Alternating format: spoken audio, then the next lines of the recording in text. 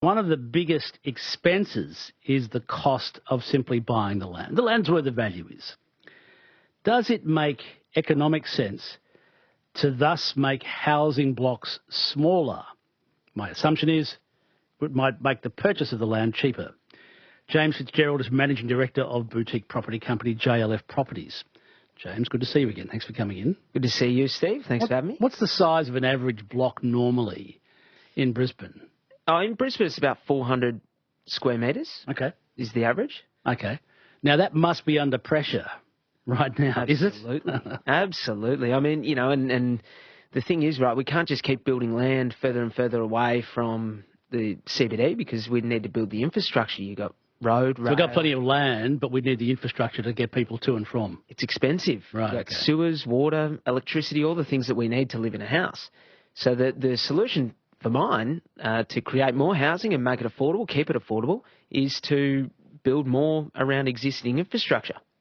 So this means not just infill development, but finding small areas of vacant land and making them even smaller.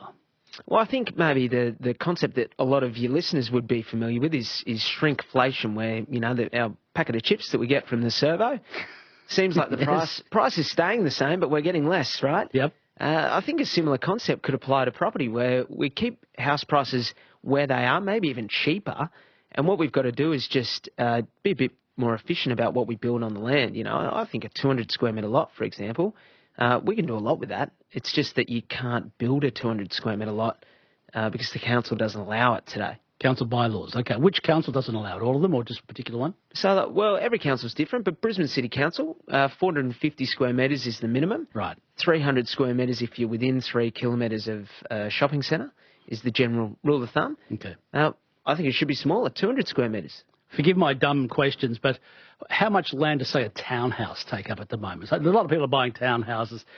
They look too small to me, but I realise that, they're very practical for certain people. So what's a townhouse sit on normally? About 120 square metres. Oh, okay. Yeah. Okay, that's smaller than I thought. Okay. Yeah. I mean, it started that way. Like when we first started our cities, right, we didn't have cars, so we needed to be able to walk to places. So areas like Paddington in Brisbane, West End, even Hurston, a lot of those areas have some of that older housing, which is your 5 by 40 or 7 by 20. There's the smaller terraced houses. Okay, so I'm trying to think about those old workers' cottages, which are pretty small. What size land were they normally built on? This is sort of going back to the 1940s, 1950s, really. What were they built on, Even before that, sorry. Yeah, before that. 150 to 200 square metres. Okay, so we used to build it that way. Yeah, we started building it that way. That was the way we started building in Brisbane. Okay, those workers' cottages in Australia. Workers' cottages on 150 square metres of land. Yeah, you think about, near the MCG in Melbourne, places like Richmond, it's pretty much just only 200 square metre terrace cottage homes. And now everyone wants to pay $3 million just to buy one of those jolly things. Yeah. My guest is James Fitzgerald, Managing Director of boutique property company JLF Properties. He's suggesting that maybe we should look at shrinking the size of the blocks on which we can build. So, James, the Brisbane Council says it's got to be 450 minimum. Mm-hmm. What's the reason for that? I assume there's a historic reason for that, is there? Yeah, I guess it's probably the aesthetics. So wanting to have gaps between neighbours and, kind of keep probably a rule that was created 10, 20 years ago where the cost of a house wasn't as significant. So 450 square metres was plenty and it kept housing affordable. But times have changed. In my mind, space is the one thing that as a population grows, you need. Space is important in my mind, James, for a whole range of reasons, apart from the fact that I like it.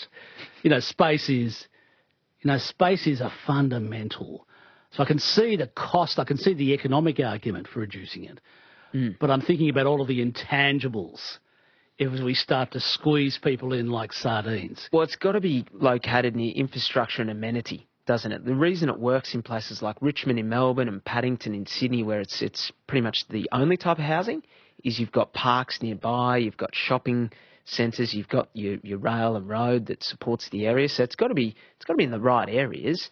But a rule of thumb, there'd be plenty of areas in Brisbane that could easily accommodate it and still give that amenity and space, to your point. So to a certain extent, we're doing that now when we repurpose buildings like, the McTaggart's building at Newstead. So we're squeezing a lot into New Farm. Where won't be long before West End really starts to feel the squeeze with all those wealthy people who bought their large houses there suddenly find they've got a whole lot of neighbours a lot closer than they were hoping for originally. So to a certain extent, we're doing that in inner city areas now with different sorts of development, aren't we? They tend to be sort of like semi-apartment type developments. Yeah, I think you've either got housing on a 400 square metre lot with one house, or you've got medium to high rise. I think there's a bit of a solution in the middle, if you like, where you've got just a smaller sort of terraced home where you're not just building all these high rises everywhere. You've got still an ability to keep housing affordable, locate it near hospitals and schools, because the reality is the people who bear the brunt of expensive housing is your nurses, your teachers, your early care educators, all of those people that are really essential to a vibrant community.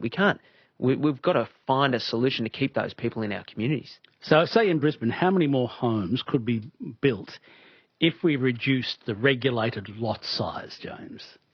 Well, what do we got? About 2.5, let's say we've got 1 million homes in Brisbane that are on 400 square metres. You could probably cut them all down the middle and build another 1 million. That's obviously an oversimplified version, but it'd be in the hundreds of thousands. It would solve the housing crisis tomorrow. What would they sell for? Well, it's a really good question, because you've got to design in a way where you can still create space and livability, right? It's still got to be comfortable. There's got to be some sort of communal garden area.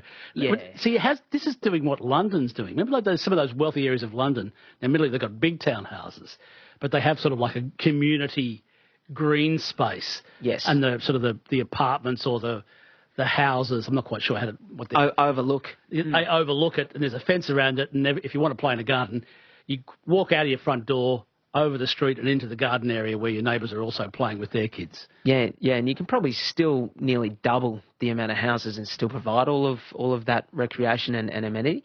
I don't know that you'd halve the price, but, let's say I'll pick Morningside or something like that. Maybe it's getting to $1.5 million in Morningside. You got train station, you got everything there. Cut the block in half. I'm not sure you'll halve the cost of a house, but you might be at 3/4. And that means all of a sudden, rather than $1.5 million to get into Morningside, you might be 1.1. It's more affordable. So just the block of land in Morningside is around about $1.5 million at the moment to purchase.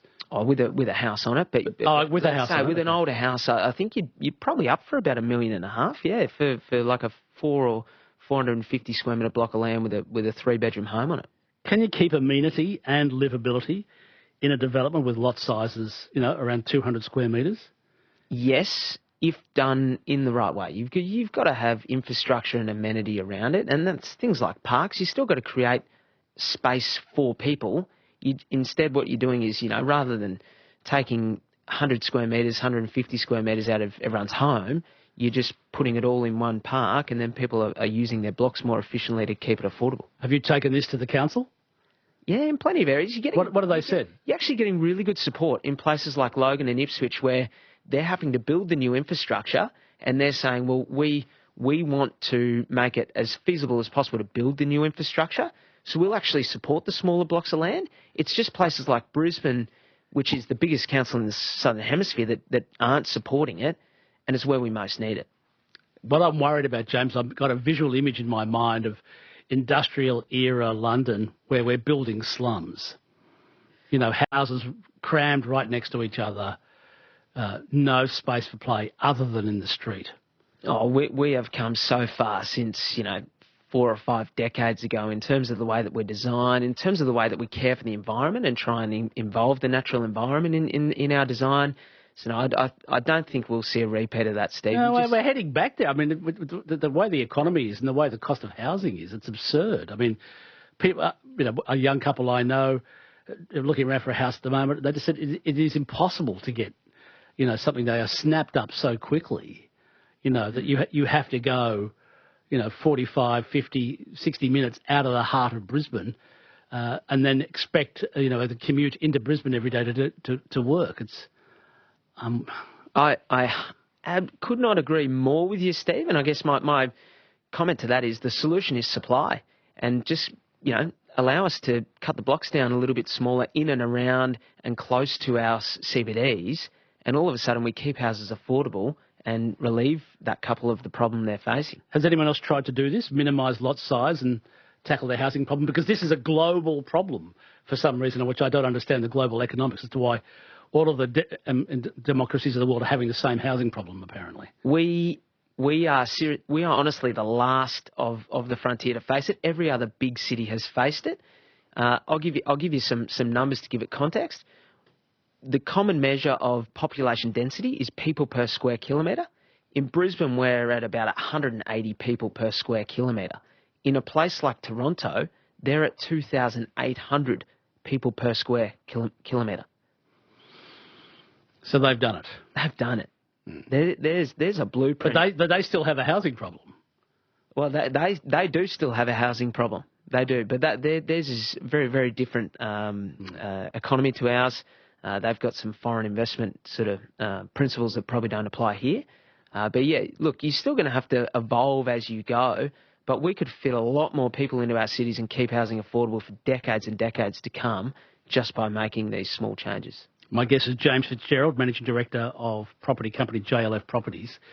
Noel of Burleigh wants me to ask you, what happens to someone who's over 65 who wants to downsize, split the box and to have to use 2 to 3 stories, which is the age group that don't want to use stairs, but they'll also lose their space. In other words, I've got this problem. If you're getting older, you want to downsize, you split your block, but then they have to go start using stairs at a time when their knee joints, their hip joints and what have you are going, no, you don't. Yeah, look, I think Noel creates a really good point, and that is that might be a solution for a lot of our older retiring Australians as well. You're sitting on 400 square metres. Why not subdivide the block, build a little terrace cottage for yourself to live in, and then sell off the other block for some income in retirement? In terms of Noel's question about stairs and the like, I think you'll find that we could build 120, 150 square metre, really functional, usable 3-bedroom home on the 200 square metres that he's keeping and not have to have stairs. I don't know how many kids and grandkids Noel's got, but 3 bedrooms should be enough. I don't know. So is the council interested or going to talk about it at all for you? I think there's discussions going on. Yeah. We're not there yet. But the more we have these discussions, I think the more motivated they're going to become. But certainly there is nothing on the table for reducing the minimum lot size in Brisbane today. But your suggestion, 200 square metres, is actually larger than what we used to build with workers' cottages here in Brisbane. Yes, and Sydney and Melbourne, for that matter. Thanks for coming in. Thank you, Steve. Can you reach the buzzers, kids? Put them on boxes. Can't you? Yeah, higher.